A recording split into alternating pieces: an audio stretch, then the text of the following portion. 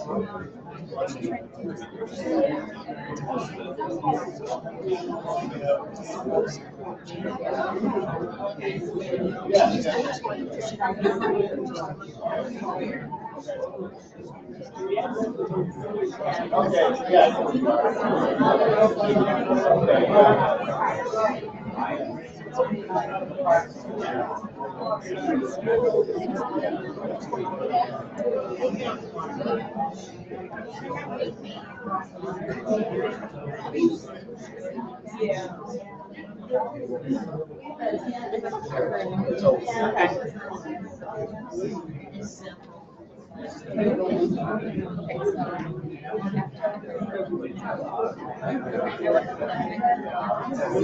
we met,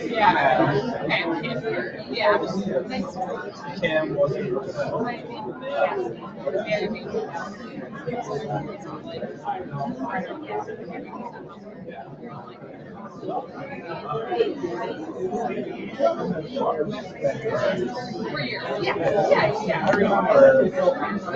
I remember that's kind of how the time right, it was around the time. Yeah.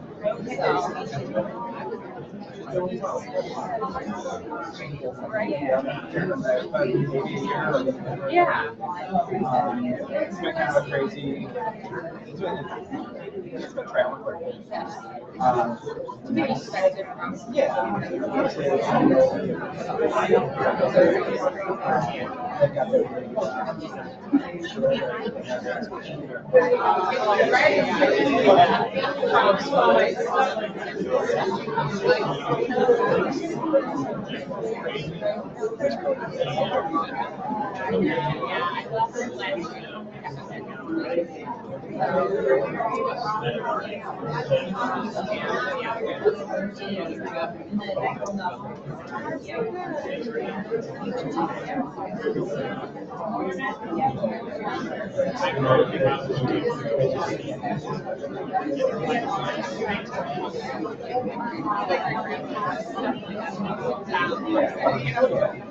Whether it's a storm, right?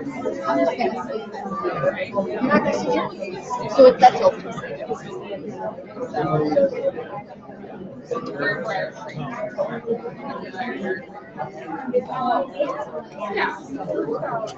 Well, Tom, Randy went through. Look at all the people. I know. It seems like it's pretty awesome.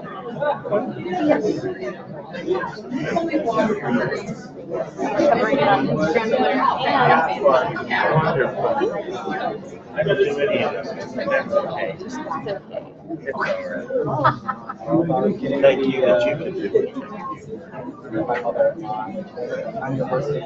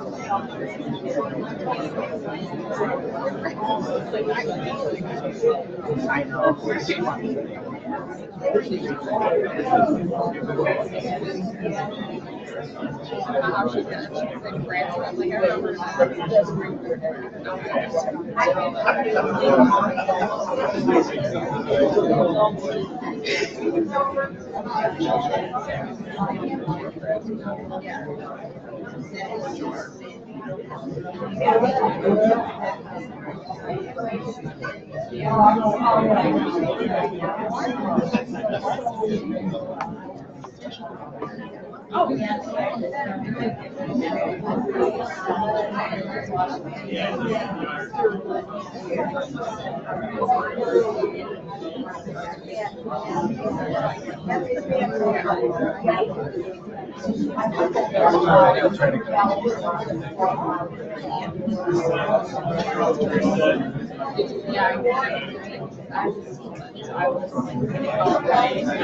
Sienna, are you set? Ready to go? Ready to rock and roll?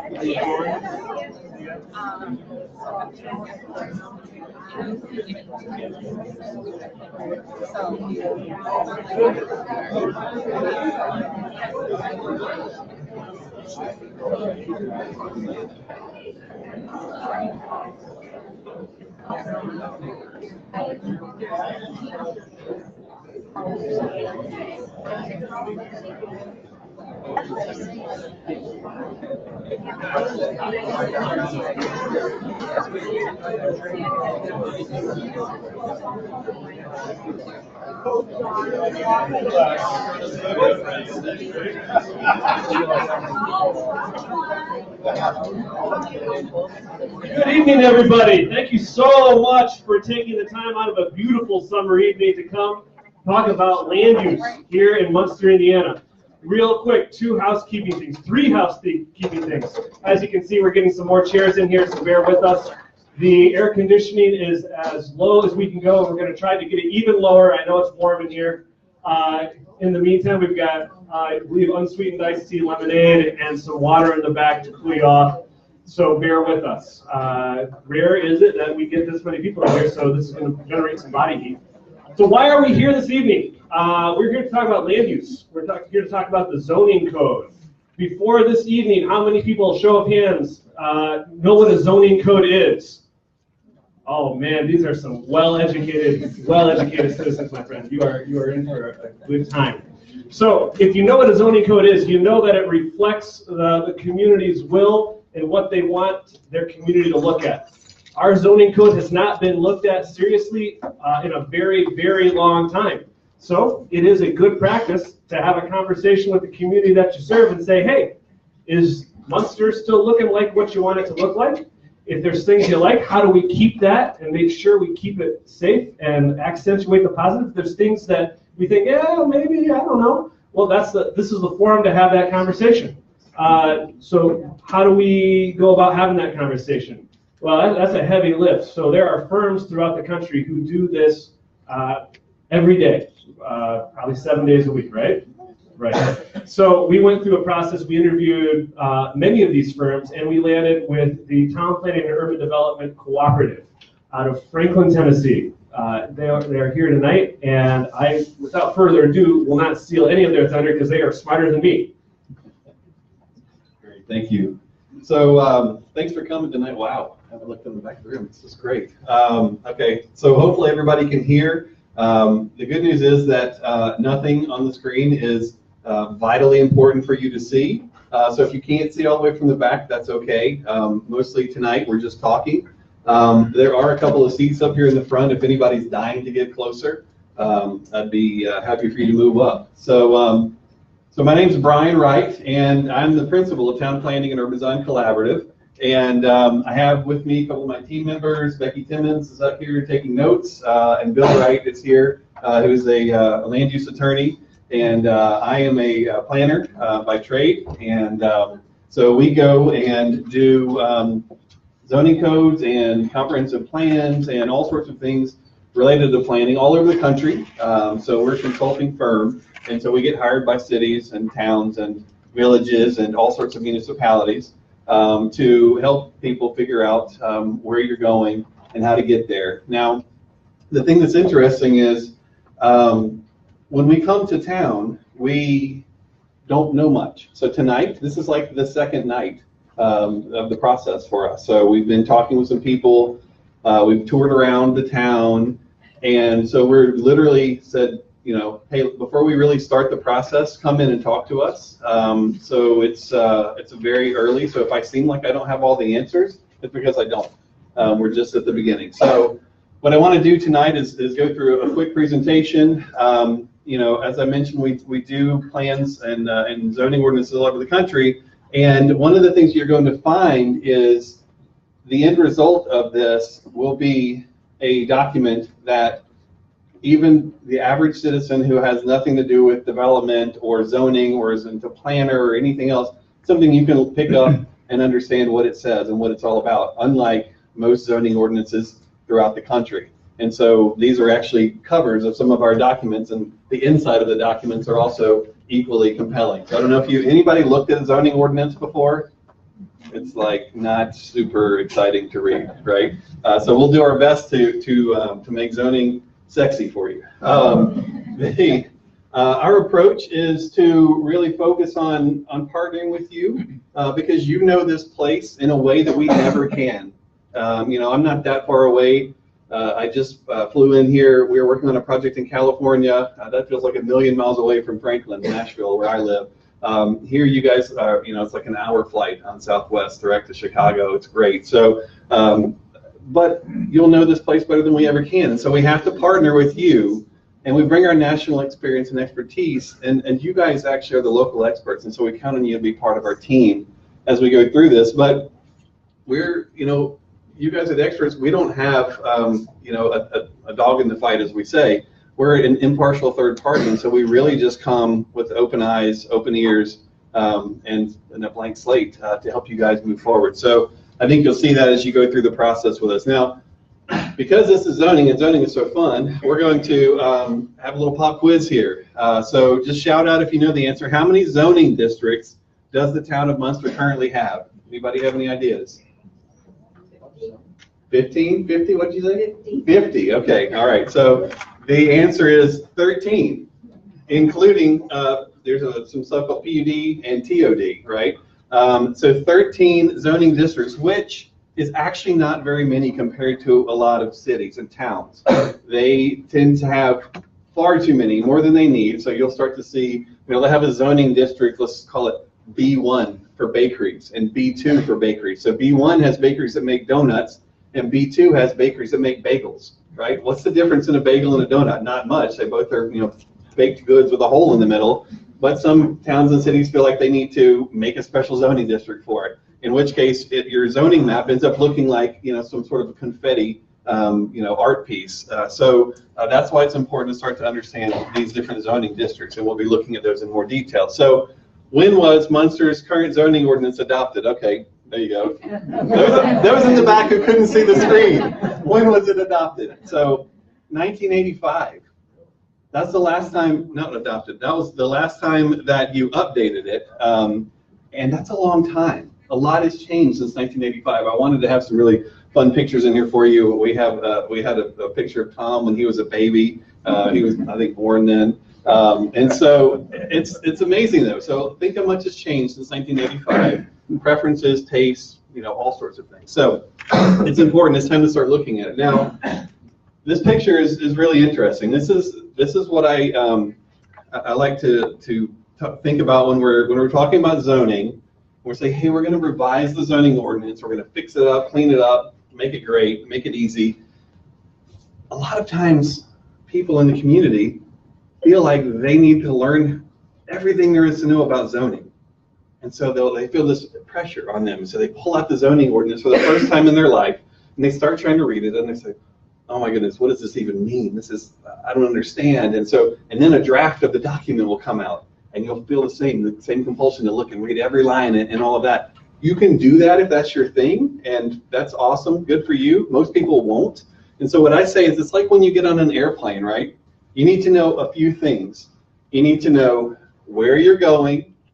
You need to know what your seat assignment is and what time you're supposed to be leaving, right?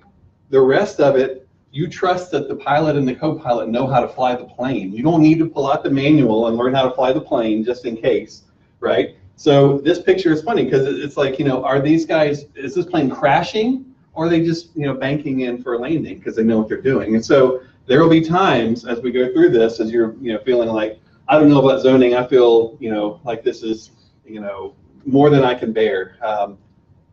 Have some trust, and we'll build that trust as we go through this process, because that's the way we do things. But don't feel like you have to learn how to fly the plane.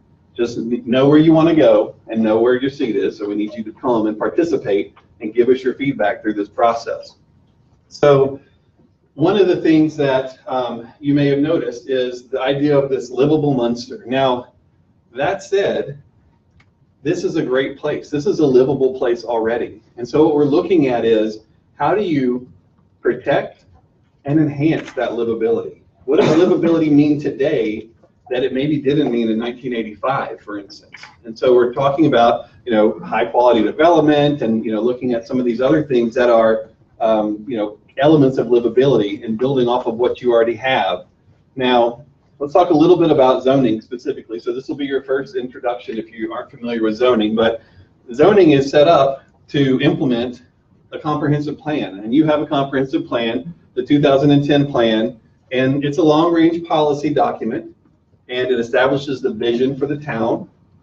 It went through a whole process. It was adopted, and people gave input on it and all of that. It provides policy guidance for growth and development, and it also contains action items to help focus on implementing that vision, okay? And so the comprehensive plan says, here's where we want to go, and then the zoning comes in and says, here's the rules on how you get there. So the comprehensive plan is actually a really nice one. We go to a lot of communities, and their comprehensive plan is about as inspiring as their zoning ordinance. Yours is not. Yours is actually really nicely done. And if you haven't read it, I encourage you. It's online. You can go download it and read it, and it's got all kinds of great stuff in there, because many of you maybe didn't even live here in 2010 when it was set about, and that vision. You say, well, what is the vision for this community? I didn't know we had a vision. But it's got, some specific things in there, some ideas about, what can happen with some physical interventions, and some ideas about how zoning might be amended in the future. And so that's all in there. And those are all important. So the goals that are stated in the comprehensive plan. I'll give this is a Cliff Notes version, so this is the most important part. It says to promote sustainable growth. It says support transit as critical to a prosperous town. It says create a legacy of unique parks and open spaces. Grow as a hub of the regional trail system. Strengthening the infrastructure to meet future needs, and redevelop old areas as walkable mixed-use centers. And so those are the stated goals and vision in that comprehensive plan that you have from 2010. Now, you end up with this map that I showed you, and that's your current zoning map from 2010. And the way that it's set up is to really differentiate more land use, one use from the next. And so each color represents a land use. It doesn't actually build anything, it just says what you can and can't do with your property. Mostly what you can't do with your property. And that's the way a lot of them are set up. So hopefully as we go through this process, it'll be much more of a positive and upbeat zoning ordinance that talks about the things that you can do also. So when we talk about modernizing the code and making it, what is the 2018 version of zoning, and something that will last long into the future and not sort of have a run out of its useful relevance lifespan, we think about things like protecting the most loved parts of the town. So nearly every city or town that we work in, nobody's really all that interested in transforming their stable suburban single-family detached neighborhoods. They're not looking to transform that. And so when you talk about we know that there's one area, a single-family neighborhood currently in the town that has some of this 1985 zoning on it, even though the neighborhood was laid out in like 1930 something. And the current zoning in that neighborhood wouldn't allow you to rebuild a house in the neighborhood like is already there, right? So that's the place where you want to protect it. You want to sort of fix the zoning and clean it up and sort of keep things as they are. So we also like to enhance areas that need improvement. And so we've heard about some areas, and I'll talk to you about that a minute ago, that need improvement. Talk about creating more predictable outcomes. And these are all sort of general common goals for current zoning today. We like to think about creating something for everyone in the right place for everything. We work in a lot of communities that are primarily suburban in their development pattern. We worked in one community where every lot in the town was 1 acre. And they prided themselves on their 1 acre zoning, and they have come to a point now where the community is aging such that the people who have the 1 acre lots don't want to or can't take care of their lot anymore, and so they need something to downsize to a smaller lot, and so they currently don't have that in their town, and they'd have to move out of town when they can't take care of their house anymore or their yard. And then also we all know the young people these days, that most of them don't want yards and all of that stuff. They're focused on more sort of dense or urban living situations. So we want to make sure that there's something for everybody of all sort of life stages and preferences. We also like to talk about balancing the modes of transportation. We hear in every community we work in, there's traffic problems and all of that. Many of those traffic problems are actually caused by the development pattern that has been set forth. Doing this more suburban model where sort of all the roads in one neighborhood, all the cul-de-sacs kind of come out onto one main road and put a lot of traffic on that road. And so you see that over and over. So balancing the modes of transportation is something that most zoning ordinances do today. We also look at zoning as a way to enhance the economic vitality of an area or a community. And that's something that is, when you think about it in those terms, can be really transformative in a positive way for the economy. Luckily, you guys are doing really well. Compared to the rest of the region, you guys are doing wonderfully in that regard. And then lastly, it's common for us to need to make a zoning ordinance easier to use and administer, because most of them are a mess. Because since 1985 or whenever, whatever place we're working in has updated their plan last for their zoning, they've been adding little pieces on here and there, adding to this, adding that. There's this one controversy that came up, and I always tell the story of there's a community where they were interested in looking at adding backyard chickens. It's a cool thing these days. Everybody wants their own farm fresh eggs from their backyard, right? And so they wanted to add that, and the zoning currently prohibited having chickens in your yard if you have a yard that was less than 1.67 acres. I said, how did you come up with 1.67 acres? And they said, well, when those two neighbors were fighting about chickens, the one guy had 1.68 acres, and then we knew he couldn't do chickens anymore if we made it, a little bit smaller. And so that's how they came up with it. And that was added into the zoning, and now that's forevermore. And so you find all these weird little artifacts and relics of, you can do some zoning forensics and try to figure out why. But most of that knowledge is long gone and lost, and people don't remember why they made this decision or that decision. And so we want to clean up things as well as we go through the process. Now, one of the things we want to do is make sure that we know why we do what we do. And so, for instance, when you're looking at transforming an area, we go through this process we call synoptic survey, where we look at some of the most loved areas of the town or in the region where people say, oh, this is a wonderful place, we'd love it. If we had new development, we'd like it to be just like this, historic or new or whatever. And we go out and we measure those places so we know what the DNA of those places are, the setbacks, the sidewalks, how many street trees, how tall are the buildings, all of that stuff. When we go out with, in the field with measuring wheels and figure all that out, we put it into this matrix. And as we move forward, if somebody says, well, why is the setback, this many feet in this zoning category? We say, oh, well, here's why, because we went to this place that you guys told us you loved, and that's how they were set up, and it was between this and that. And so it's a very sort of scientific way. And then we kind of bring that together with the art of planning as well. And we look at your existing zones and we lay them all out, and we see, in a lot of towns, it's more important to do this because they have, as I mentioned, so many zones that are redundant in a lot of cases. And so we look at, where we can simplify the number of zones that they have and still focus on, creating the vision and the character that the community is looking for. And we sync that up and we do a translation in the zoning. So we've been sitting down, we've been roaming around, we've been talking to, people who have been serving us, at restaurants around. We've been meeting with different people and talking to people and just trying to get a general sense so that we wouldn't come into this meeting with all of you completely not knowing some of the issues. And so here's what we've heard so far. And so I'm going to throw these things out here, and as we go through the Q&A, I want you to sort of reflect back to me if some of these didn't ring true to you or whatever. So we asked people, what do you like most about Munster? They said the people, so good job, all of you, for being good neighbors and citizens. Quality and quantity of parks and open spaces. We heard there were great schools, and we heard that over and over and over. It's a good job, school. Family-friendly neighborhoods. We had safe communities, low crime, affordable place to live compared to the region. It's all relative. Good restaurants close to Chicago, civic pride, and lots of community involvement, as we see here. Thank you for standing in the back, and next time we'll hopefully have more chairs in a bigger room. So, we also asked what some goals of the new zoning ordinance should be. So we heard people say they'd like it to be consistent with the goals of the comprehensive plan. And so not only is that a good goal, but it has to be, that's the way it works legally. Ensure a high quality of built environment.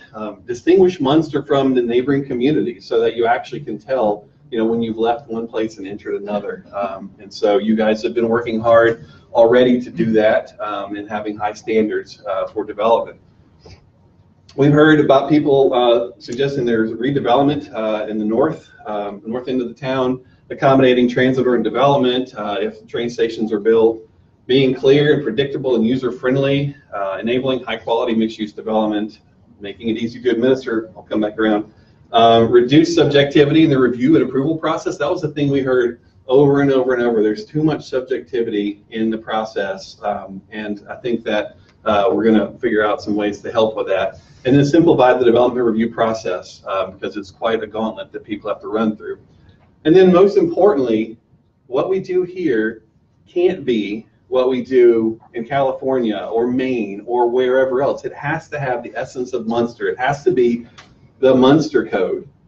It can't just be something that we pull off the shelf. So we work really hard to engage all of you to understand this place. Maybe we'll actually in some ways become more expert on the physical form of this place than you all, and you all will fill us in on some of the other aspects of it that are more social and emotional and all of that. And so this code has to have the essence of Munster in it. So timeline and next steps, and then we'll get to Q&A. So right now we are here. So this is the public kickoff. We're going to be continuing to review documents and learn more about what you have going on here. We're going to be doing community character analysis, so the synoptic surveys and those things. Then we have coming up a what's called the Planapalooza.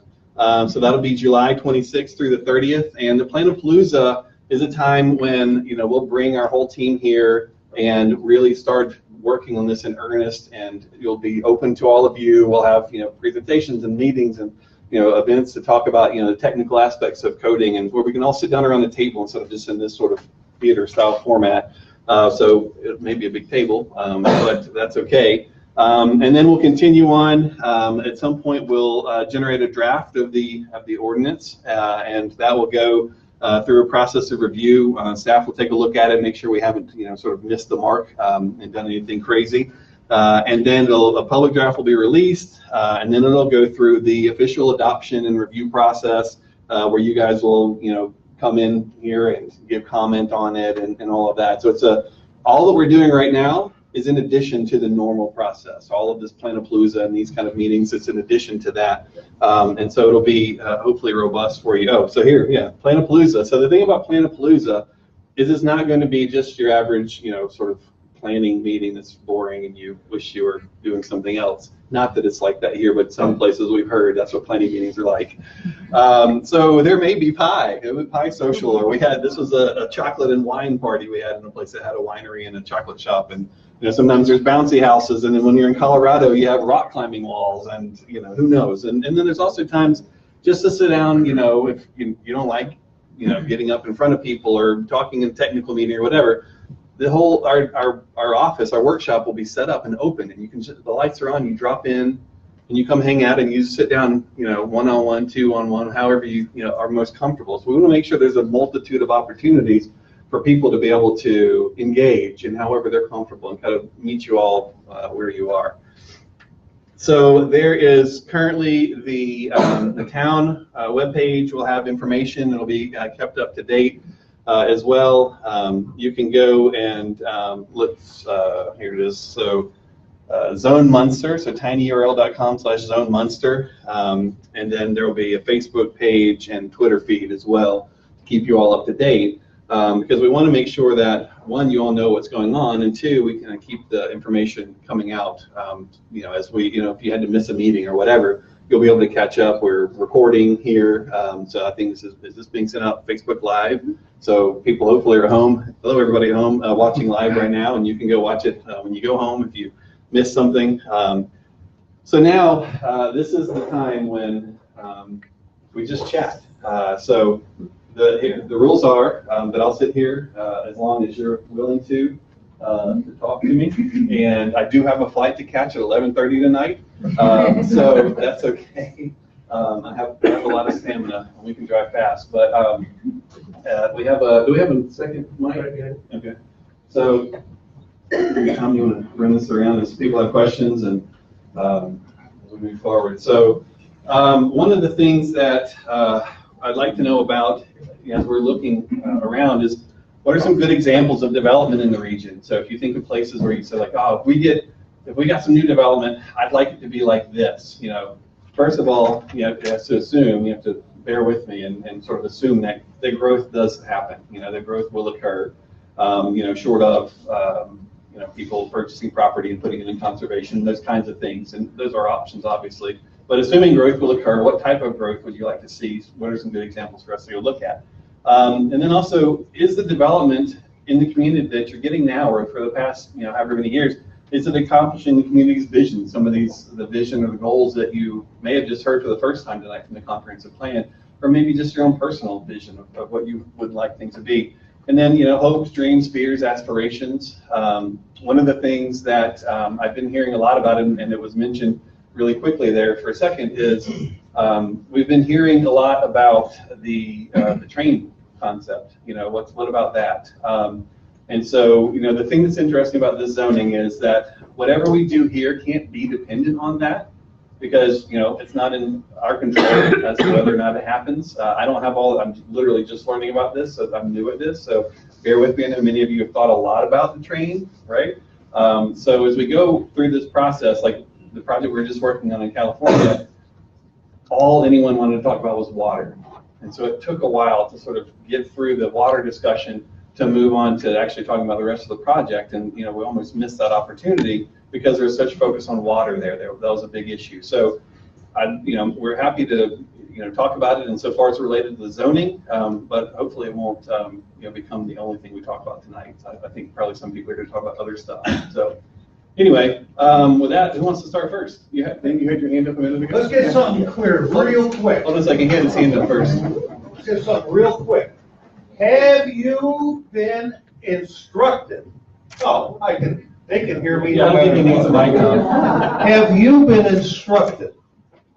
Or has there been any pressure or strong hinting that your plan will conform to Pete Visklowski's $1 billion train to nowhere and his grand TOD plans?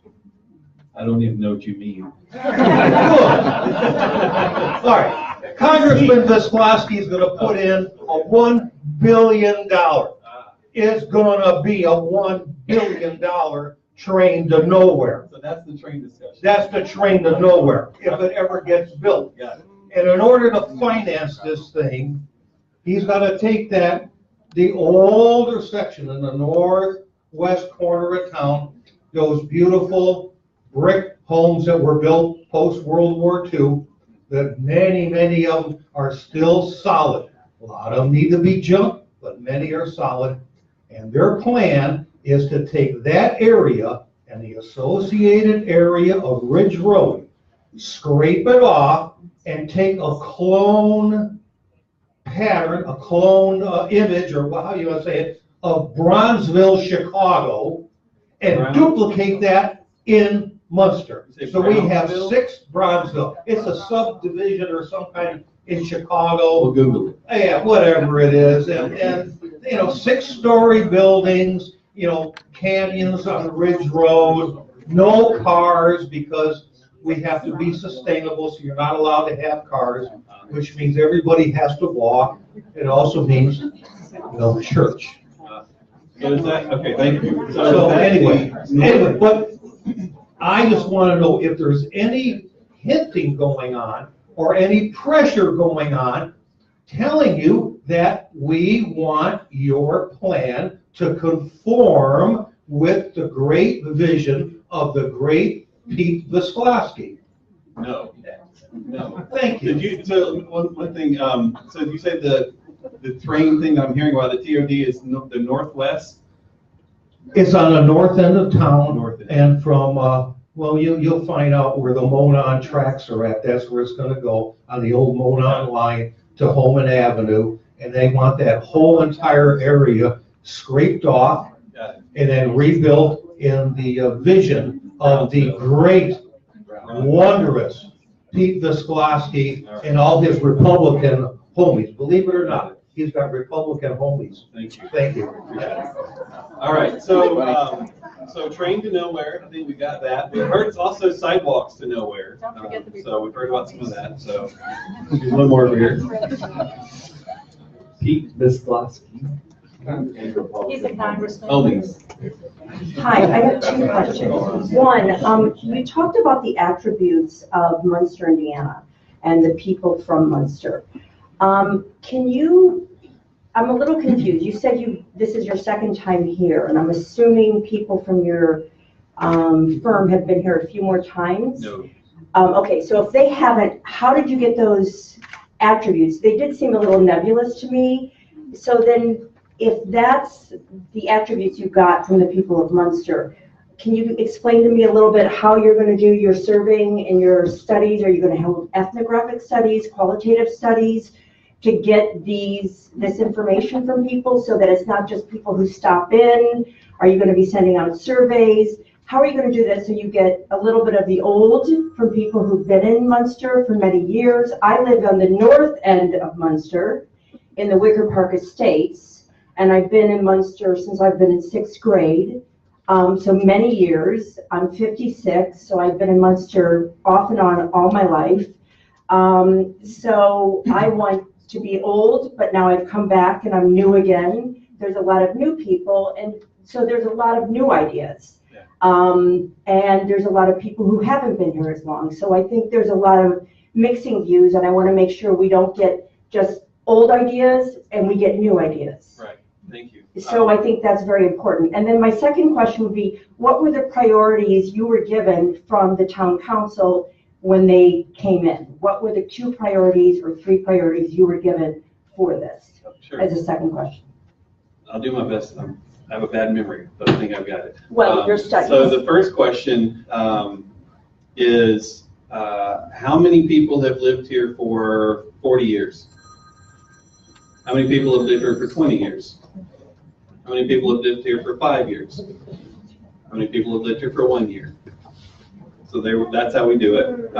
So it's not very scientific. Some places want a scientific sampling and have your data and analysis and all of that stuff, and it's got to be a scientifically valid population segmentation and all that. That's not how we do things. So what we do is we invite people to participate, and what we know is that people are self-selecting. So those who have a concern tend to always come. Those who don't have a concern tend to think everyone else has no concerns either, and they stay home. We have some people who are just like into planning, and so they come. And so what we try to do is make sure that you sort of take into consideration sort of what we know about a general distribution of a crowd of people's motivations and incentives and the things they're into or not into. And then we make sure that the process is as transparent as possible, and we work hard with the staff to get the words out, to get people to participate and get people to give feedback on the document itself and all of that. And so we come to these processes usually with the toughest crowds, right? Because like I said, most of the time it's people who aren't necessarily excited about what's going on that will come out. And so nobody holds you more accountable than people who are concerned, right? And so we go through that process. But I also, when I hear things, I report it back. And so I say, here's what I've heard so far. Is this ringing true? And you say, oh, well, there's that one thing that I don't agree with that. And we say, it's noted. And so we keep up with it as we go through this process. So as far as the priorities that we were given, the first priority was talk to the community. And the second priority was fix our zoning. And that was the extent of it. We've not been directed. We've not been told to do anything in any certain way. It's I know it's hard, again, because things come before us. And a lot of times we show up and there is concern and there is anxiety and there is skepticism. Literally, I'll keep picking on it because I just came from there. The opening presentation in California, I was sitting there, they didn't know I was going to lead the presentation. I was sitting in the front and people behind me were like, I don't even know why I'm here. They already have the plan all figured out. They're not even going to listen to us, all this stuff.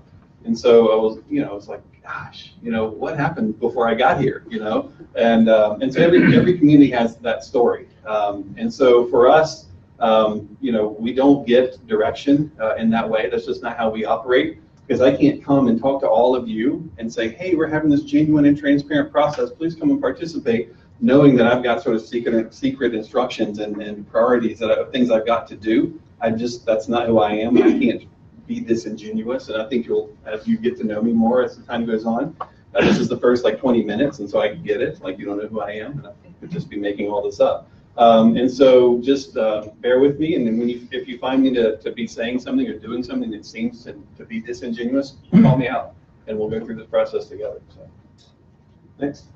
He raised his hand before even there you go. Thanks.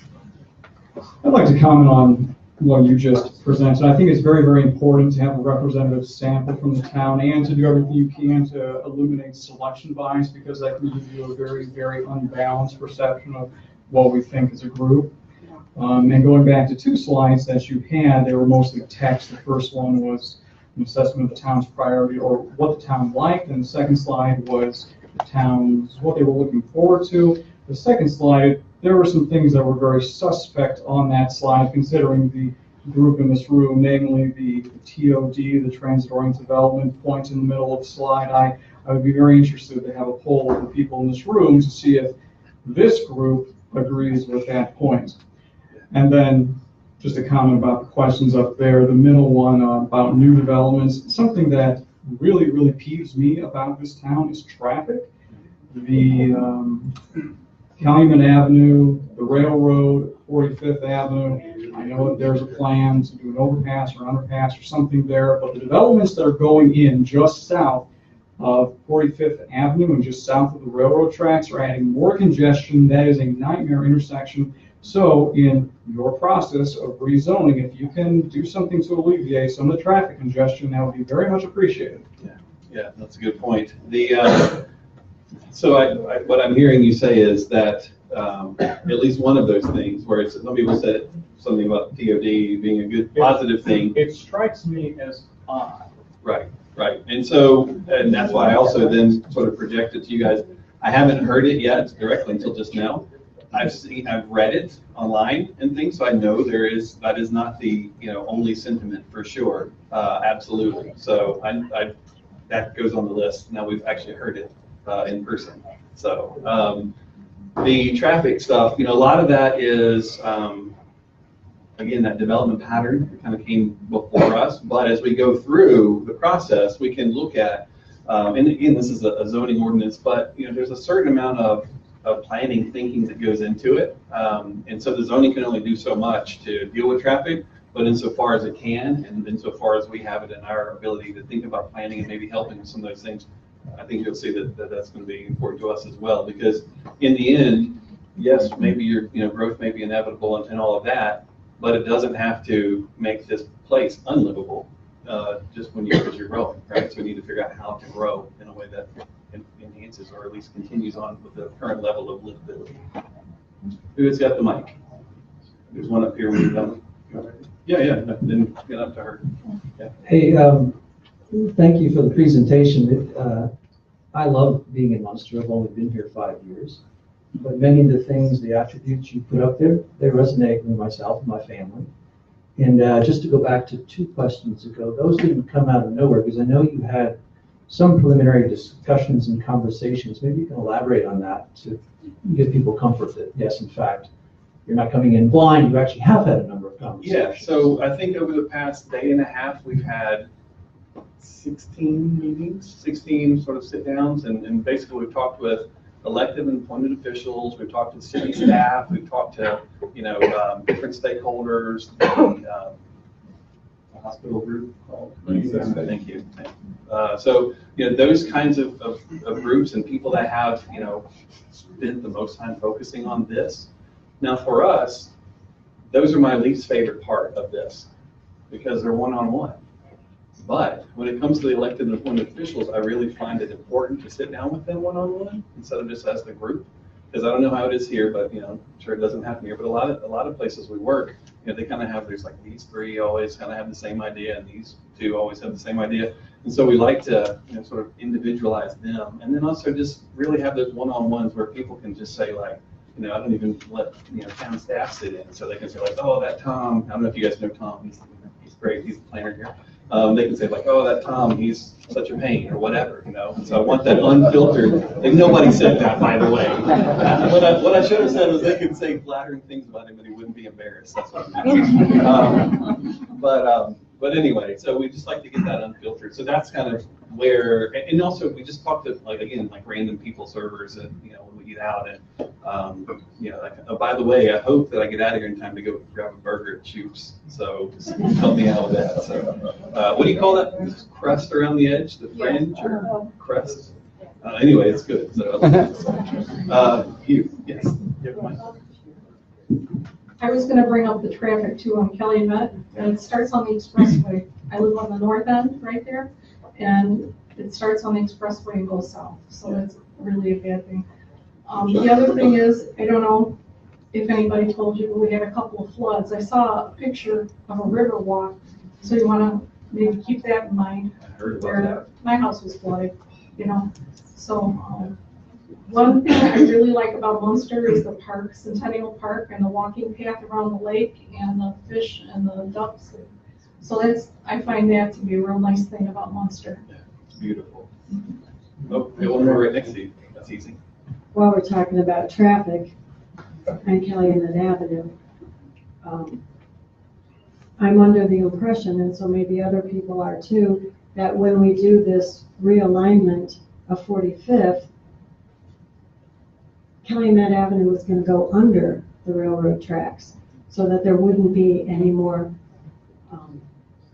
congestion. And I don't think that's really happening. From what I'm looking at the plans and such, it's just gonna stay at road level the way it is right now. And so I'd be interested to hear if that is in fact gonna change. Sure. While we're talking about traffic. Yeah, Dustin said he'll talk to you after that. I've heard about the underpass as well, so he can tell you guys all about that. When I saw that. Yeah. Thanks. Yeah.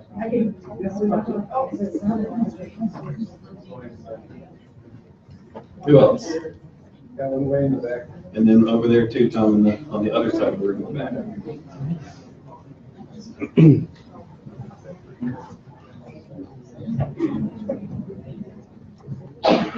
Good evening. I just wanted to, I guess, piggyback on everybody and put in a vote for traffic, that you're gonna hear traffic in your sleep You're tonight. pro-traffic? No. Okay.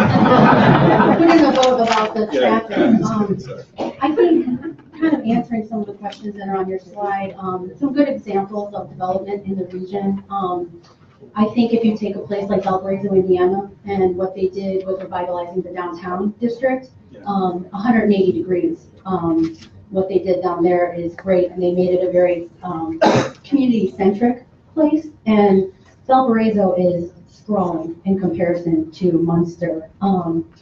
So with that being said, I know that we're all very excited about Centennial Village and all the things that are happening there, but getting to Centennial Village from other parts of town proved to be very challenging.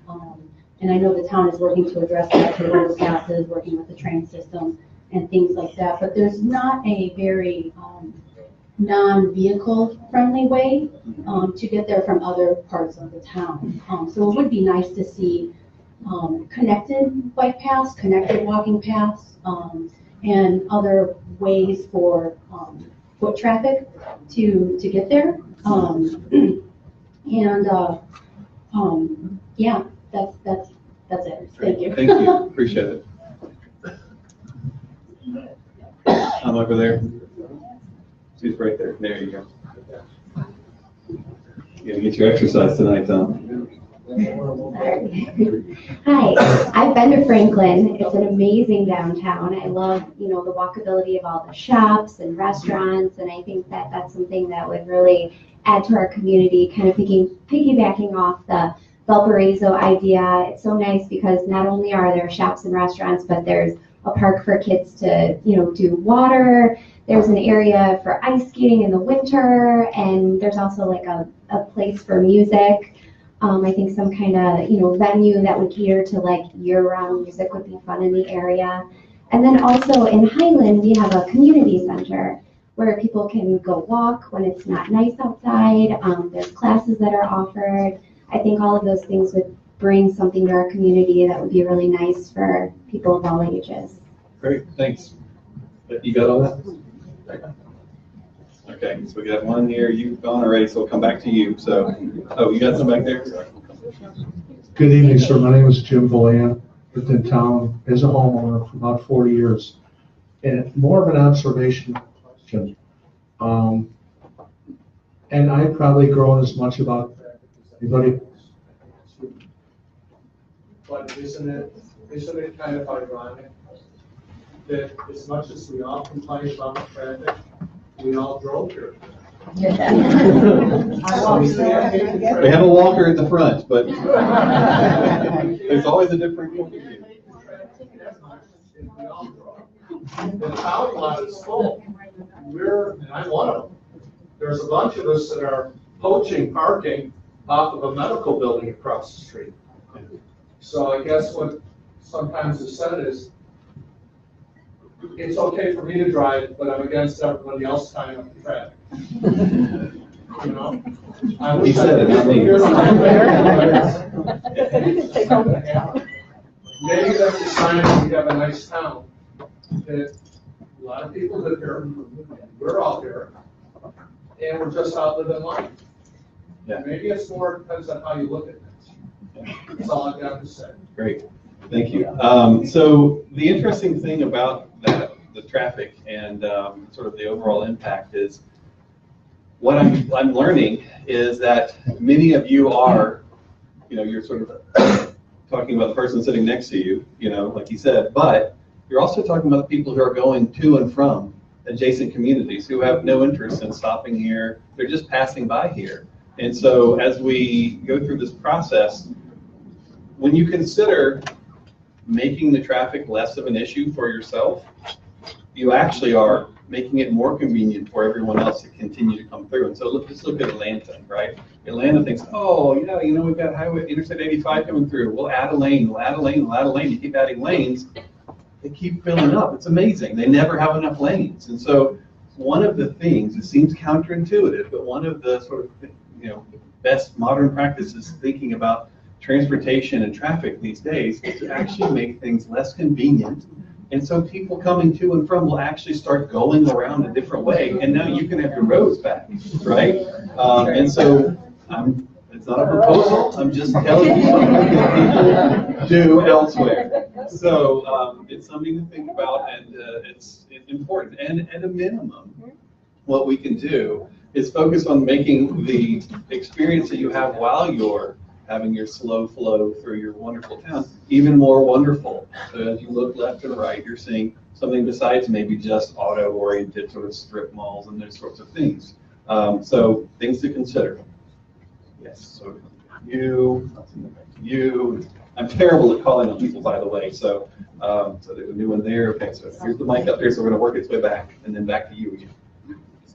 The hope I have for new development and what I would consider good development is development that considers not just managed increasing of impervious areas.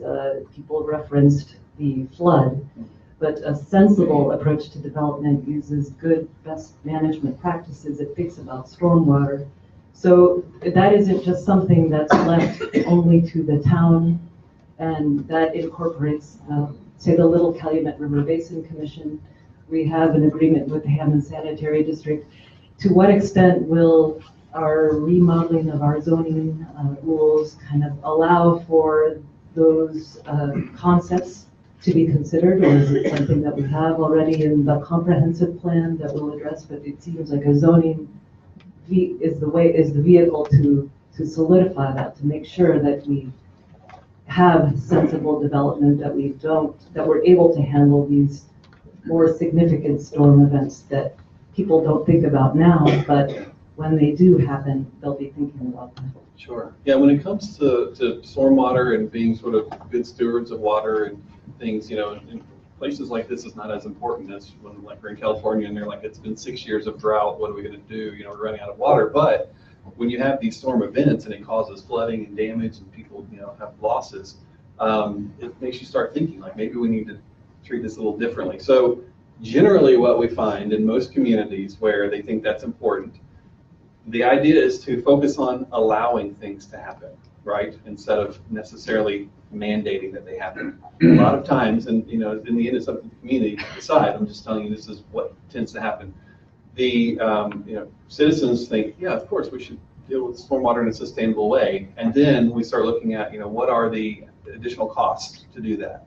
Now, best practices these days for dealing with stormwater in a sustainable way happen to be less about infrastructure. It's not more pipes and digging and all that. It's about sort of letting water naturally infiltrate back into the ground the way that people used to do it, and all of that, and having less paving and impervious surfaces. And so one of the things that we tend to do is make sure that you're allowed to do these things. In some communities we work in, they say it's really important to us to deal with water in a sustainable way. However, the engineering department still requires you to use all the conventional techniques. And so you may, let's just say you have rain barrels or rain gardens or whatever on your lot. They actually, while they might encourage that, their standards don't accommodate for that. So it has to be redundant to the current system. So it actually is not even just, it might cost more to be more sustainable. It's like in addition to so it's like who could ever afford to do that, right? And so we like to look for ways to take away those obstacles, and then maybe start that discussion. If I haven't really looked carefully at the comp plan in that way to see kind of what it says about that. So we'll go now it's on the list to look at that and see how it's set up here. So thank you for pointing that out. So we have another one here, and then there, and then there. Here, there, there. Yeah. My name is Iris Springbaum. I've lived in Munster for 31 years, and I taught in the high school prior to that. Just piggybacking on what we were hearing today about traffic, it just occurs to me, and something that I'm very sensitive about are environmental issues, is that even within the realm of possibility to consider an efficiently run tram system or trolley system that would be circulating from the places that we would like to reach, and get us out of our individual automobiles and traffic issues. Some of these things, I think might be a viable thing to consider, or at least maybe think about it. Yeah, as long as it's a tram to somewhere, right? No, but I mean, I think I think what we find is in most communities, without a certain level of density, it isn't in the ridership that it takes to have that. Well, I mean, most people say like, oh, that'd be great, especially if it didn't cost anything about that. And then, yeah, exactly. So maybe we can incentivize it in some way. Maybe. The other thing I was just thinking about, is there a way also to consider some place for our young people? How young? I'm thinking more like adolescents or teens or something, okay. so that there's some constructive place to put their energy, arts, music, and we have a lot of sports arenas around here, but maybe there are other things that would interest other people, exercise, piggybacking what somebody said. Sure. I don't think there's ever really been a lot of attention to a facility for young people. Right. So as we go through the Planapalooza, hopefully we'll be able to find ways to bring in some of the young people and ask them, what's not here that you'd like to have? So we have. Can I just interrupt 1 second? Yeah. We're actually, while we're doing the zoning ordinance, our Parks Department is also conducting a master planning process. One of the things that's come up a few times is the idea of a community center. So you might want to go to our website, check out the Parks Department page. You'll find more information about the public involvement and outreach activities related to that master plan. So back there, that guy, and then this woman in front of him. Hi, my name is Melissa Moffitt. I have lived here all my life. I'm 26. My husband, we are owners of a small business, the barbershop right by Shoop's. It's been there for 91 years. And one of our concerns is that with all this new redevelopment, that all these small businesses are going to be pushed out, and then the rent will be raised and it won't be sustainable. Yeah. So we're kind of worried about that. Obviously, growth has to happen and stuff like that, but that's a concern of ours. Yeah, no, that's an excellent point, and it's it should be a concern of the community, not just yours, but the community at large. Because one of the things that we heard that I didn't put on there for some reason is there seems to be an aversion to franchise kind of places or whatever, and a preference for mom and pop and all of that. And so if that's something that's important to the community, thinking through how do we make improvements and not lose those that we have become important. Right. A lot of times it's thinking through things like construction phasing, so that it's not just you see some of these businesses that'll be scaffolding, and you've got to we're still open, all that stuff, and so figuring out how to deal with that, but then also too, the community sort of getting involved and helping out in that regard. And sometimes we find people will see a relocation situation where you sort of temporarily relocate, and it's not oh yeah, hey, we're redeveloping the town. Now you guys got to go spend all of your profit relocating. So there may be ways to sort of work with the community to help you guys or any other small business. But those are the kind of details, sort of long term, that we have to figure out together so we don't lose the assets. Yeah. So you're kind of talking about relocating businesses while you rebuild them or put them in new buildings. If you tear down my barbershop and I have to go somewhere else until a new barbershop is built, I won't be able to afford to be in a new barbershop because who knows what the rental of a new building will be. Yeah. That's kind of a concern you're kind of brushing over there. Sure. No, that's a good point. And one of the things that we find is when you are working on these kind of long-term planning endeavors like this and zoning things, there are the immediate concerns, and it seems like, oh God, what if this happens? Most of this is a long-term sort of move. You think long-term, you figure out how all this works together. Now, in the end, tricky thing is a landowner says, okay, I currently have, rights to my property and I want to improve it. And so then they do so. And then you end up like, okay, well, what do the existing tenants do? Do they raise the rent and all of that? There's no easy answer for that. I mean, on the residential side, you hear about it all the time. People talk about gentrification and all that. It's sort of like, I call this like commercial gentrification. How do you solve this issue? And I think the first step is being cognizant of it from the beginning, from day one. And so you don't just sort of like, oh yeah, we'll just make this color on the map and it doesn't matter. I think, really thinking through as a community how we, make it work is important because like I said, I've not been in many places, especially ones that are relatively suburban in their character, that are more pro mom and pop. And so I think it's a community value, and so it's incumbent upon all of us as we're working through this together to figure out the answers to some of these problems. I don't have an answer right now to alleviate the concern, but I'm glad you brought it up so we can put it on the list. Yeah, and then just one other thing is, sorry.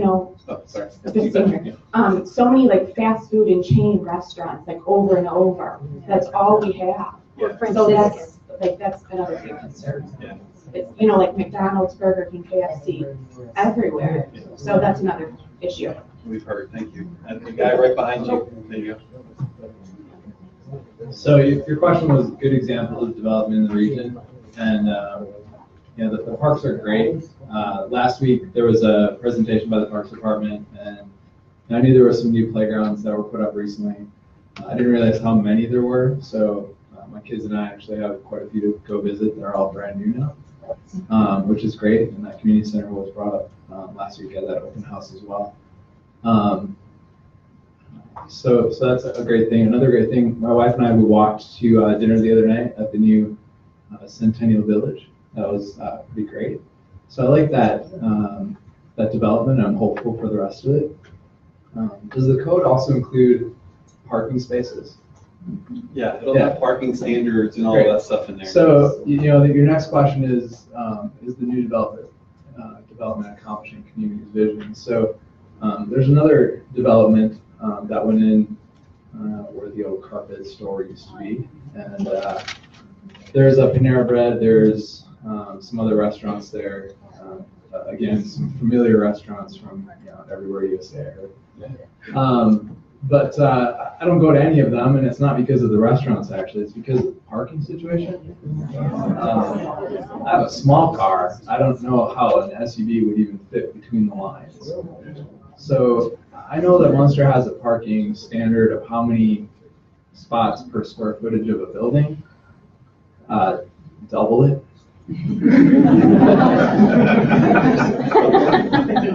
Noted.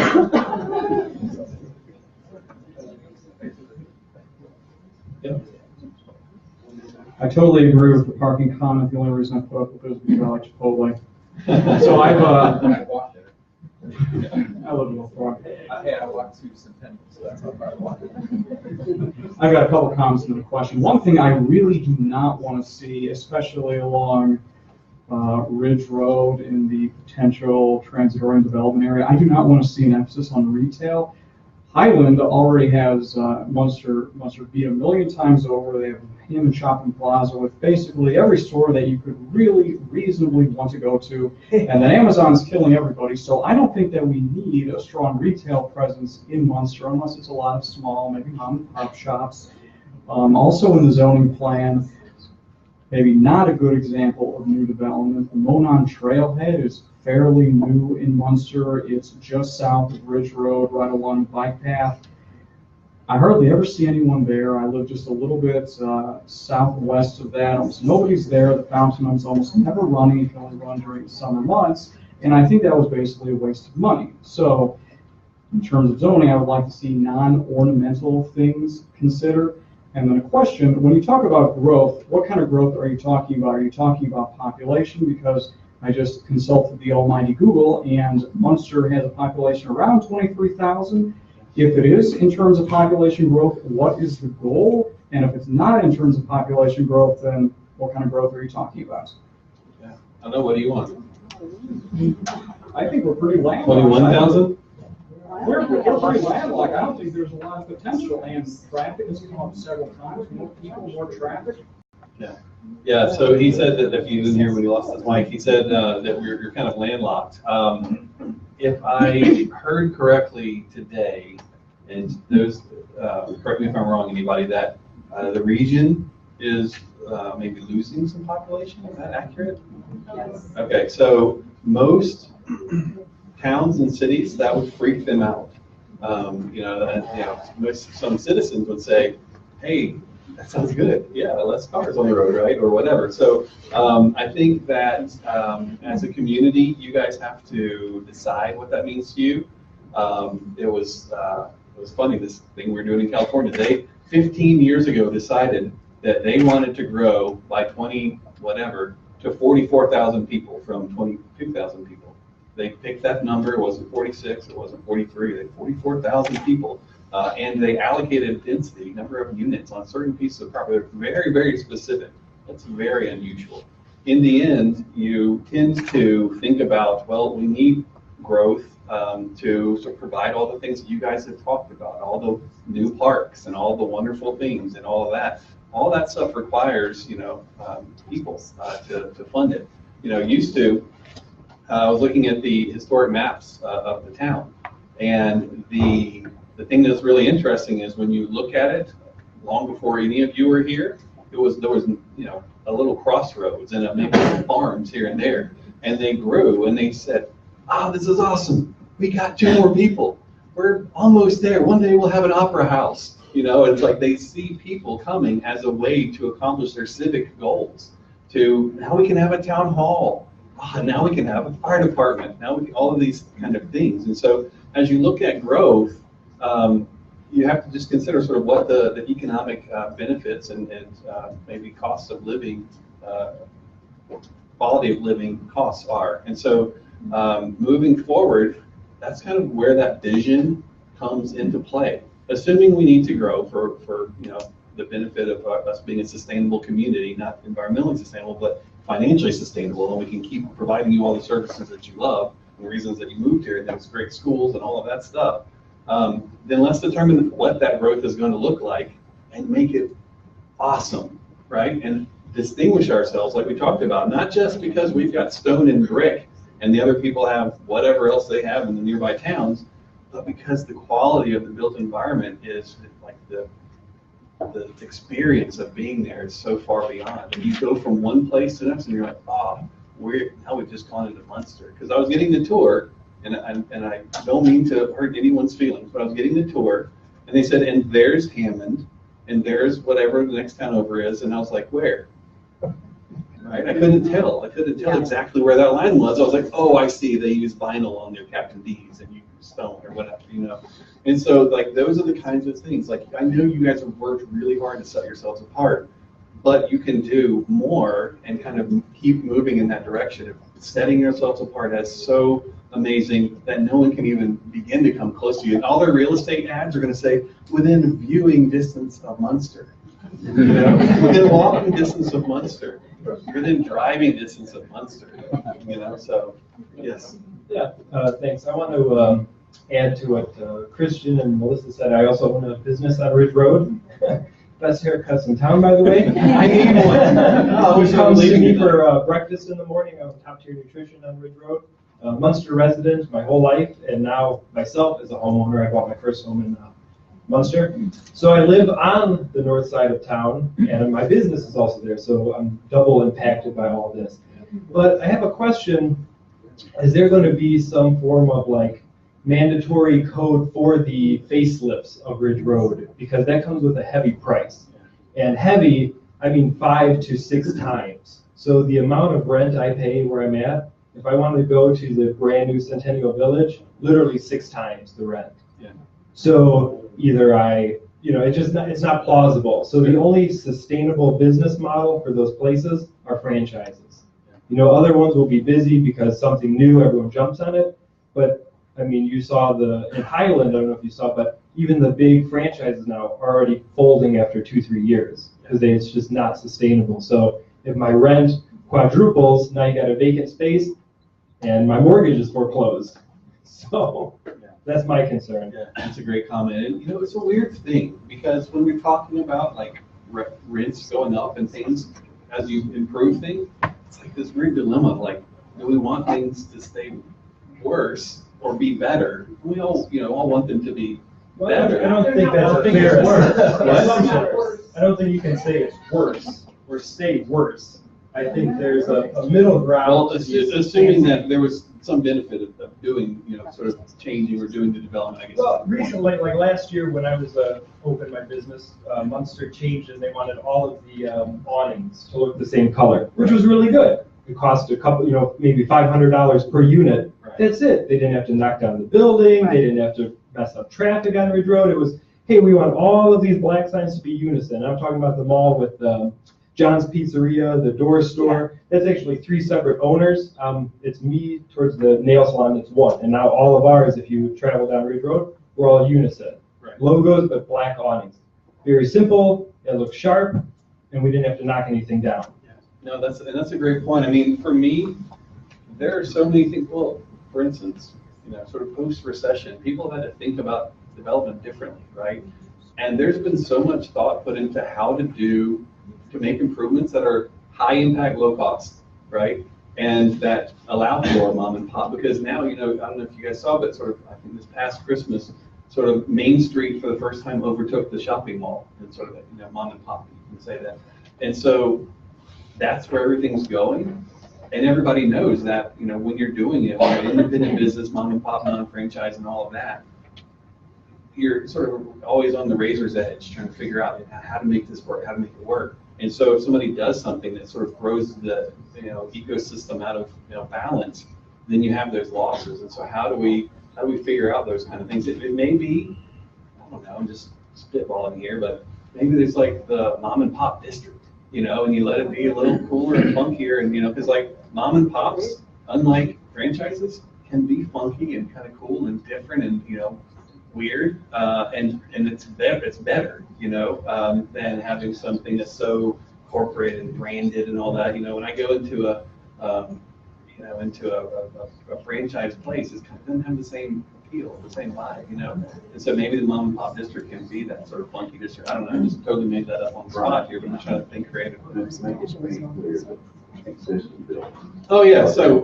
So he just pointed out existing buildings will be grandfathered, by the way. So, you know, get new zoning, it's not like everybody has to come into compliance and all that. So you already have a grandfather provision, I'm sure, that, you know, typically it's like, if you approve the building to a certain percentage of its construction costs, that's how most big places do it, then that's when, you know, people would come into compliance with the zoning. Yeah, and Brian, if I can point one thing out too, one of the weaknesses of our current zoning ordinance is that some of these historic areas, older areas, do not conform with our current code.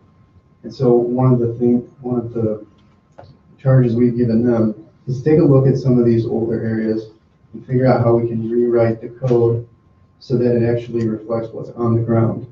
So that things that we want to see preserved can be preserved. Right, so if you're in one of these areas where, you know, your building is pulled up to the sidewalk, it still feels kind of walkable and all that, and they wanted to redo the building, you have to now be set back 35 feet, and now there's like parking in front and all this, you know, now you've turned into a proper strip mall, you know, or whatever. So, and by proper, I don't necessarily mean better. So, yeah. Way in the back. Okay, Yeah. I'm loud enough. I've lived here for 11 years, and I would say one of the best things about Munster that I haven't seen mentioned, but I just want to mention, is that it's very pet friendly. Like our dog park, Centennial Park, is an amazing dog park, and you pay for it as a resident, all of that. You know, you have to have a membership, but it's wonderful. And all the walking trails, there's like bags, so you can do the pickup you need to do.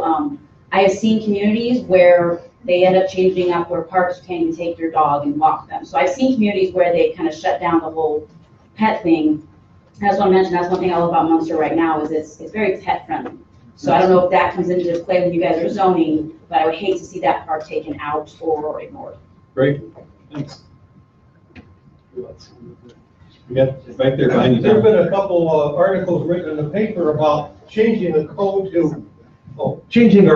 to form-based, character-based, and old-fashioned based. I don't know what we have now, and you're going to do form-based or character-based, and if you would give us some definitions of exactly what does that mean, because if you don't, in some of the news outlets in the area, they're saying that this form-based or character-based is an unholy alliance with the United Nations, George Soros, and a cabal in Germany. And they're going to take over the town of Munster. So I suggest you get in front of this. Yeah, thank you for the heads up. I can't wait to see that article though. I'm going to put that on my webpage. So, thank you. So, what a character-based code is. All right, we got it. Thank you for all of your, being aghast by that. So, instead of saying, I heard that too. So, character-based code is, the idea of character-based is to focus on the concept of character. What is this sort of the feeling, the vision of a place, rather than what you have is conventional, what planner talk called Euclidean zoning. So it's basically, we call it conventional suburban, where it's more about separating one use from the next. Now, what you find in, the most loved historic towns and villages around the country, around the world, is that they very elegantly can mix uses pretty well. We don't want to have a factory in the middle of a neighborhood and all that. And there's some, realms of possibility that you don't want to consider. And when you come into a suburban community like this, there's generally not a tolerance for changing, like I said earlier, the conventional suburban single-family detached neighborhoods.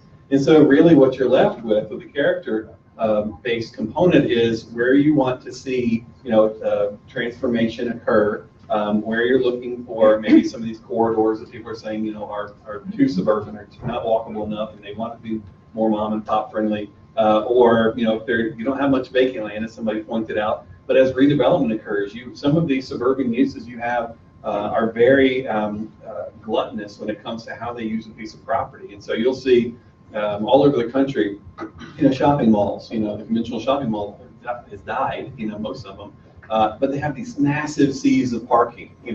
That were great for the day after Christmas or Thanksgiving sale or whatever. But other than that, they sit half empty. And so now people are going in and redeveloping those we call it underutilized pieces of property. And so the character could be transformative in that case, but it also can work to preserve and protect. And so like the place that I mentioned, the 1930s neighborhood that has sort of the wrong zoning on it from the 80s, we go back and we fix it. And the character of that neighborhood is what it is. You want it to stay just as it is. And so it's just it also is a more graphical way of looking at zoning. And so instead of just having a bunch of kind of words that nobody really wants to read, they'll have images and pictures and diagrams and things that make it where it's accessible to the average citizen, not just planners and developers. So it's nothing, to be suspicious of. You can watch and see kind of how it all unfolds, and you guys are going to help us write it. So if I'm in on it, you're in on it. So just watch out. So who has mics? Yes. Hi, I've heard an emphasis on walkability in the plan and the redevelopment. We should make sure that the existing parts of town that aren't walkable, the neighborhoods that don't currently have sidewalks, get them.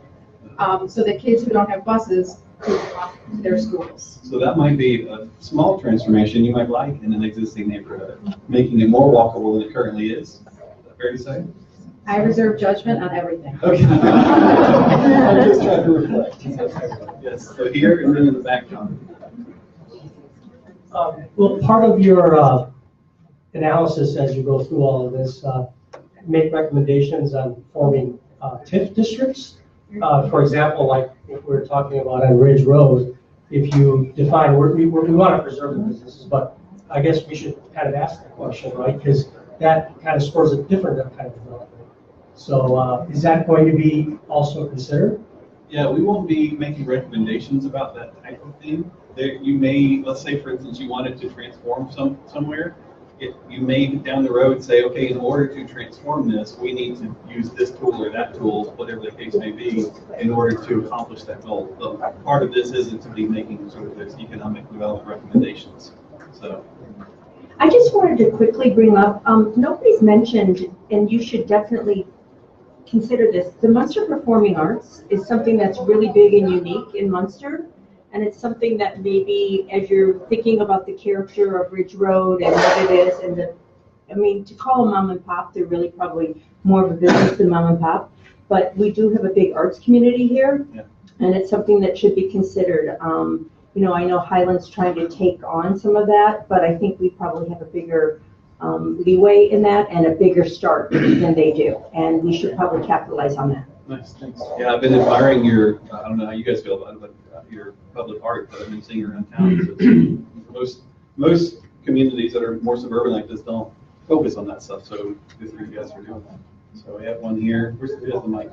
Release Tom? Yeah. Oh, we got a new mic back, so Thank you. Hi, I'm Liz, and I really appreciate hearing everyone's point of view, but no one has mentioned specifically what I was going to say, so I'll say it. But I've been in town since 2003. Me and my husband both commuted from Chicago. Now I work locally, and he still commutes from Chicago. I think that is a huge part of our town. One of the perks is we're more commutable than other Northwest Indiana towns. I love the train. I love what they could do with the train. And so I feel like in the next 50 years, the next 100 years of Munster, that is what I see as being really important for our town. And I love that we're doing this planning commission because I feel like we've always been sort of thoughtful with how our zoning, and I feel like this is the right thing to do. So. Thank you for that. Yeah, I'll use my mic. It's a little sweaty, so.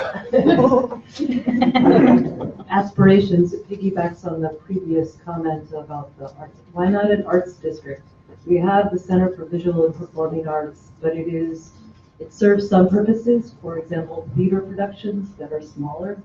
In the bigger area in Merrillville, the Holiday Star Plaza was torn down. It hosted large concerts. So our region does not have a venue where you can see huge, bigger productions. And my aspiration is that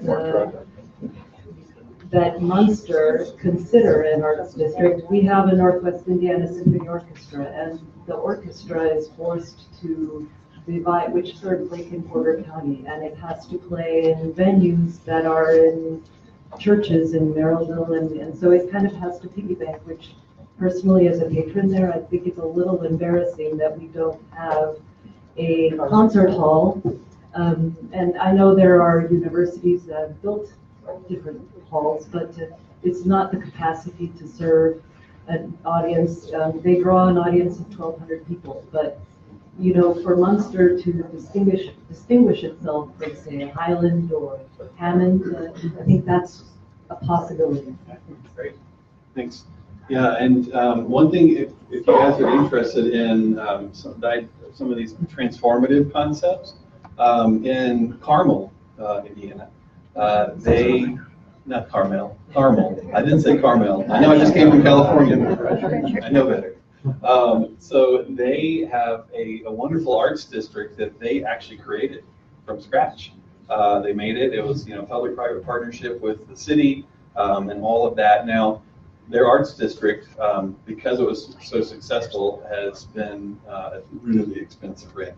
So it's only super fine, expensive art, right? So there's probably no artist there, except when they come drop off their work. But to your point though, it's something that is distinct about that place, and they've done a wonderful job of making something new that feels like it could have been there forever, and has been a wonderful asset in addition to the community. And they have this crazy symphony hall. I don't know if you've seen it, you should Google it. It's over the top, unbelievable, and beyond what nearly any community in the universe could ever make.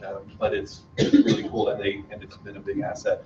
And the thing that's nice about having a facility like that that's intended for that purpose, instead of doing it sort of piecemeal at church here and there, you can deal with some of the parking and the traffic issues because you've thought about it holistically as you're doing it. So obviously, though, you guys have a lot of things that you kind of want to do and have been doing and all that, and so we got to figure out how to pay for all of it as we go. So. Who's got the mic? Back there in the back. I can just help. Just a few things I wanted to mention as we've talked about. Traffic comes up a lot, and I think a lot of that is because the town is not really walkable or livable, from that perspective. So anything we can do, in terms of getting to places where maybe you can park and then walk around will be helpful. And I know you talked about development, and I think this goes to mom and pop a little bit. What Griffith has on Broad Street right now, I think is a good thing. You can park. There's funky shops, there's coffee shops next to a place that has an arcade and beer, next to a place that stuffs animals. Like it's a good look, but it doesn't have a very corporate look and feel. Loose. Yeah, and I think look and feel is important to a town. We don't need strip malls next to other areas. It has kind of a unique look and feel. Yeah, so that was the main thing. Okay, thanks.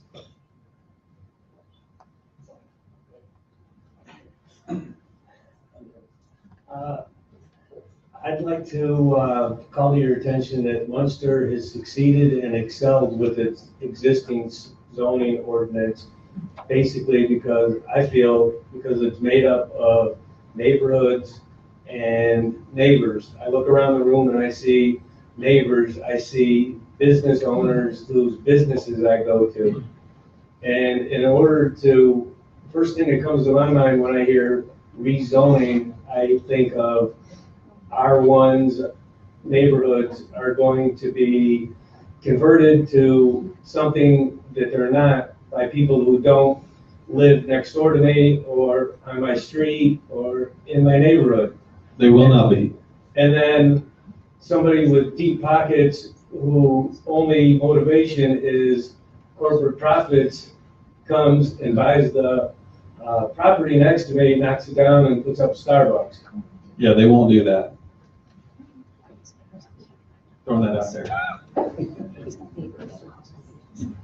Hello, I'd like to, I know there's been a lot of focus on the traffic on Calumet Ave, but I'd like to just point out what I consider to be the main entrance to Munster, and that is Calumet Avenue.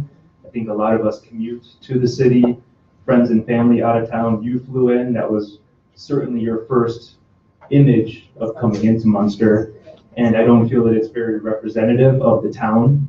I think there's a lot to be desired there, and I think we have, Little Calumet is not much of a river most of the year, but it's an opportunity to do some type of a green space or river walk along that. Yeah. So gateways, that sounds like gateways, maybe focus on that. Who else? Let's see.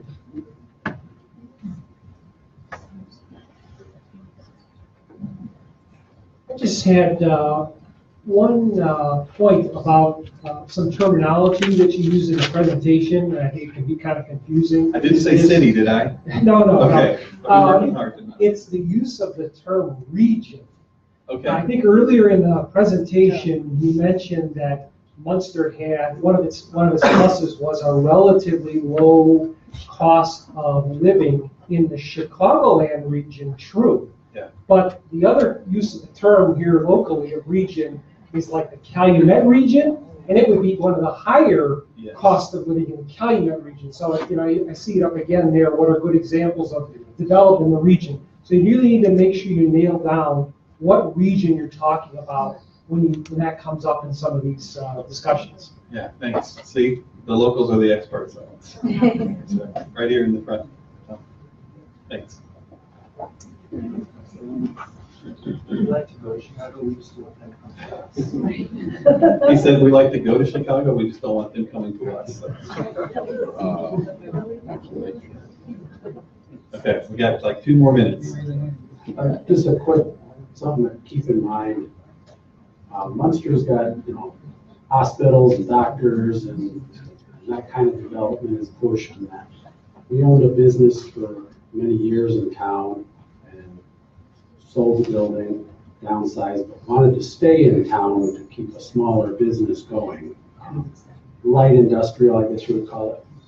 There's nothing like that in town. It's like one little development.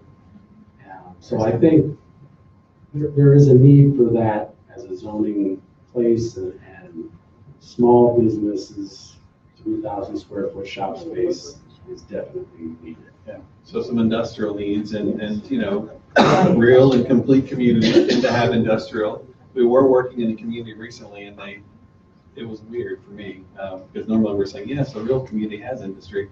and they had us actually take away the last industrial zone pieces as part of their plan. It was a more urban area, but it was weird. Light. Yeah, so light industrial there. So thank you. You got the mic. Okay. So we've heard a lot of opinions. You know, we've heard a lot of people that are concerned about, you know, we fear change, like everything's fine, we don't need to change anything, beat it, you're here to destroy our community, versus people are like, hey, we want to change everything. There are a lot of younger families that have come here within the last 5 years from Chicago, from Indianapolis, from other areas. How have you, I know obviously you've done this a bunch of times, how have you found that balance between making the town attractive to outsiders, but still maintaining the feel, still maintaining the comfort level, and still making sure that people don't feel threatened, and mom and pop businesses and proprietors here don't feel threatened? Yeah, so it's a tricky thing for sure, because you think about the Eiffel Tower. What does the Eiffel Tower have to do with this? Well, when they built the Eiffel Tower, everyone hated it. It was the worst thing. Can you believe this monstrosity they built? And now people go there to get engaged and do all sorts of things, right? So it's wonderful. It's an icon. Now, when you think about change and how that happens, I like to ask you all to go back and look at those historical maps. Look at those maps that were the way it was before you were here. And then the other thing I like to talk about is when you look at a community like this that's predominantly detached single-family houses, a lot of you who have loved that and lived that, your kids and grandkids don't live here anymore. They can't afford to, they don't want a detached single-family house, even if they could afford to live here and all of that. And so what you have to think about is, and somebody said this a minute ago, 50 or 100-year planning. Like, this is a long-term endeavor. And for those of you who lived here forever and your whole life, this is for you, but it's also for your grandkids and your children and all of that. And so that's kind of, I remind people who these people are that are be moving in. It's the people who you want to be here. It's you when you were younger. You know, it's you when you now want to downsize. It's you at every stage of your life. And so we have to make sure that what we're doing isn't just planning for us. It's human nature to think about ourselves and what we like right this minute, right? It's just, that's why we do things. We're wired that way. That's how we survive. But when we're part of a town like this, it's different. And I'm actually, when I did this survey of how long you've lived here, I was actually really surprised at the mix, you know. And also just kind of looking around, there's a pretty good mix, more than a lot of communities we work in, of different ages and sort of different stages of life. And so we've got to figure out, how do we make something for everyone, not just something for me, is the way that we think about planning. And so as we go through this process, that's why it's important for you to come and to bring your friends, and for all of you who've lived here for a long time, not just 5 years, to come and bring your friends, and we'll figure out together, how do we sort this place out for you? The good news is most of it's already done. You know, most of it, 80% of the land volume, I don't know how much, I just made that up, is detached single-family residential homes, and we're not looking to mess around with that, like I was just saying to him. But there are those places for people who want to have something else. We met with the realtors, like, oh, that's a meeting I forgot to mention. All the sort of local realtors, and they said, we don't have enough options for housing people. We have plenty of detached single family, but we need condos, we need row houses, we need all sorts of things at different sizes to accommodate people in different stages of life. And then when you look at bringing in new businesses, the businesses say, you know, we really like this place, it's kind of cool, you've got the infrastructure we need, but where am I going to find my employees? Where, you know, and now it's even harder. Because employees, people get out of college these days, they think about, where do I want to live? What's the cool city I want to be in, or cool town I want to be in? And then I figure out what job I want to have. It's a whole different mindset. And so now we have to try to accommodate for that as well. And so if you have anxiety about new people, just think about your kids, your grandkids. They're the new people. If you have anxiety about people who've been here a long time who don't want to see change, just think about, if you were them, you would probably feel the same way too. You will one day. You'll forget that the map looks like it looks today, and it looks different in the future. So it's not easy though. I've thought about it a couple of times. One more before I miss my flight. Yes. Question. Well, actually, I was going to state that I actually, when I look around the region, the places that I'm Which attracted region? The big R or the little R? I really am attracted to downtown Highland, downtown Griffith, who've done, I think, a nice job of developing those places. without really changing any of the structures, except for the town theater, of course, but they haven't had to build anything new, really. They just kind of revitalized, and I see a lot of walkability, and I really like those areas. Unfortunately, my parents had to move from Munster to Maryville because they could not find affordable senior housing. Yeah. So I would like it if we had some more affordable senior housing for them and for me as an empty nester. Yeah, talk about rough. Have to leave your town. When you get to a certain point in your life, you have to leave to move to another town because you didn't have the housing provided for you that you needed. That's rough. Talk about a tough time. Seniors and individuals with disabilities as Yeah. well. Seniors and veterans. There's not a lot of support for people with disabilities. Okay, we have a few more minutes, Becky. She's not as anxious, so if we miss our flight, it's your fault. Yes. She doesn't care. I'd like to piggyback on all of the concerns and I'm very empathetic to business owners. I'm a business owner in downtown Griffith. I've owned a business there for over 25 years. And we've been, the town has been just transformed and so successful because the town put their money where their mouth is. They had very clear ideals and things with a great deal of input from the community of what they wanted it to be and what they wanted to look at. And they matched dollar for dollar. 50%, whatever the business owner put in, they matched. So you see what's in it, that's why you don't see a lot of franchises, because the people who were there were supportive in making the changes that the town wanted to make. We conformed to what was asked, but it was done with, it was a partnership. Great. Thank you. Yeah. And we see, in a lot of places we work, they have, state facade improvement grants and those kind of things where you literally are getting money to make your storefront look better. It's really wonderful. Or even just new paint or whatever. So, all right. Don't let me miss my point. I'm really nervous now. You made me nervous. All right. Yes. You. Yeah. Anybody who hasn't said anything that I've missed, I've just overlooked, and you're really mad about the storm out? I do that all the time. I've had my hand up for a while. Okay. Throughout this process, one thing that I would like to see preserved is Beaker Woods over the years that has been gradually whittled down, but I believe it is one of the only, if not the only, remaining wooded area in Munster, and I would definitely like to see it remain that way. As several people have mentioned, the Center for Visual and Performing Arts is a really, really nice building in this area. And it would be really nice to have a professional, upstanding concert hall to replace the Radisson Star Plaza. I'm not sure if it's been torn down yet. The last time I drove by it was not, but it probably is going to fall down one of these days. But I do not want such a building to go where Beaker Woods is, which is literally right next to the CVPA. Got it. So we need to start a Kickstarter campaign for the Performing Arts Center, right? We're saving pennies. I'll just piggyback on that comment. I'm in the symphony chorus, and they haven't torn down, at least the last time I drove by there, they haven't torn down that theater. I agree, we do need a theater. I don't see where it's going to fit in Munster because we're sort of built out. But the church that we have been performing in is going to be closing for renovation, and so we're losing that space too. So we're going to be in high schools. Nice. Maybe you can go to the barber shop and do a quartet. I know. Beaker Woods is protected, isn't it? Beaker Woods is owned by the Parks Department. So Parks Department owns the woods. There's no intention to develop that. No intention to redevelop Beaker Woods. All right. So this has been great. Thank you guys for coming out and keep coming. Bring friends. We need next time we'll be in a bigger room with a bigger air conditioner. So thanks for coming. Good night.